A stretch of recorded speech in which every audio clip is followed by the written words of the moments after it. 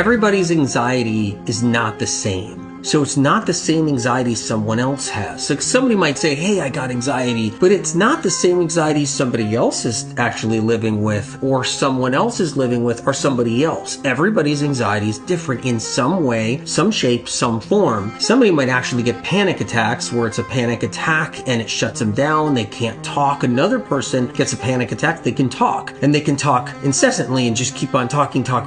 Another person's panic attack means their arms go numb, their legs go numb, but they can communicate. Another person's panic attack, they freeze up entirely, they're on the ground, they're rolling around, they're like choking. And another person's panic attack could be literally, it just comes on really quick and then disappears really quick. Another person's can go for an hour and then keep on going and triggering. Everybody's different, and the subtleties are different. There's a lot of differences, and no one's panic attack's the same, no one's anxiety is the same, no one's nervousness is the same. No one is. What's behind anxiety? The vagus nerves. That's a big part of what's behind anxiety. So it's vagus nerves, right? What happens is that your nerve is inflamed. So you have inflammation of the nerve somewhere. So inflammation of the vagus nerves somewhere throughout the body. So a lot of people have inflammation of the vagus nerves up by the brainstem. That can create a different form of panic or anxiety or in some type of nervousness, okay? Someone else might have inflammation down lower on the vagus nerve, somewhere in the gut, somewhere around the gut. Somebody else can have inflammation on the vagus nerve around the heart. So it's also about where that inflammation is that determines the different variations of anxiety somebody has. Some people have anxiety where it's crippling, where the attacks come on, they seize up,